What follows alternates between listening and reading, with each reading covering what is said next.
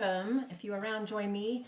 So this is going to be a short, powerful live to help you embrace the mess and open yourself up to opportunity. So we're all going through something we've never been through before, and it's an opportunity for us to shift how we are being, how we're seeing the world. At the same time, it's very, very uncomfortable. And so I want to share with you some insights and some tools to help you as you navigate this whole new world. So if you're watching this on the replay, let me know. See if I can get this shared real quick. And I'll also share some specific examples to help you make this real for you. Okay, so first of all, part of embracing the mess is admitting this is uncomfortable and that a lot of, different emotions are coming up with this.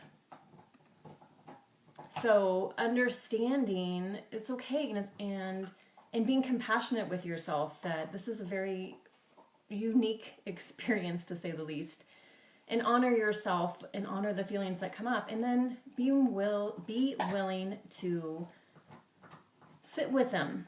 And so an example for me was last night. My partner left will be gone for the next 2 weeks, and I was sitting there feeling sad. Of course I'm sad he's leaving. I'm sad I'm going to be alone for the next 2 weeks. Sad that this is, a period of time where we're all isolated, even if we are home. And I honored that. And I also let myself tap into appreciation, that I was really appreciative that I was with someone that I was sad to see go. I know there are unfortunately, a lot of relationships where people are with partners that they don't want to be with, and they're not taking actions to make that change, or not in a place where they're wanting to make that change yet, where they would have been maybe excited to see their partner go. And I felt really blessed and fortunate to feel sad that my partner was leaving, that I wanted my partner to be around, that I enjoyed his presence and I enjoyed having him in my life. And at the same time, was really uncomfortable that here I am in this isolated world that we're in, needing to spend the next 2 weeks alone. And so I honored both of those feelings. And while I was sitting there feeling sad, I thought, I can spend the next couple hours feeling sad and end up probably feeling worse because I spent a few hours feeling sad. Or you know what, I can shift. I can use this mess to shift and look for, what is something I could put my energy into instead of putting energy into feelings that make me feel worse. And think about, in your situation, if you're feeling something that doesn't make you feel good, of course you always have the option to stay in that feeling, and that's okay. But then ask yourself, how long do you want to stay in that? And what are you really going to get out of that? Often it just makes us feel worse than before. And then ask yourself, what would I like to feel instead? For me, getting into action helps. So thinking about, what is something that I could work on right now? And there might be things that you can work on that you don't want to work on, and that's okay too. And so last night, there were things I needed to work on for the classes that I'm teaching.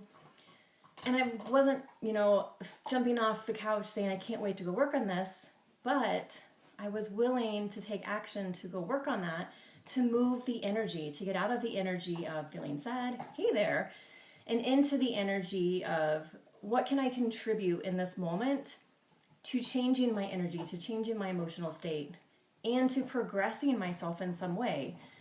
So what that looks like is going to be different. So it could look like working on a project that you've kind of had on the back burner for a while because you didn't have time when you were working a crazy schedule and commuting. Maybe that looks like I need to, I've really been wanting to organize my office or my creative space, or I really want to work on this creative project that I've been putting off. And again, we all have lots of things that we have wanted to do for a long time, and some of them are more appealing than others. And just know that it doesn't matter what it is, just go do it for 5 minutes.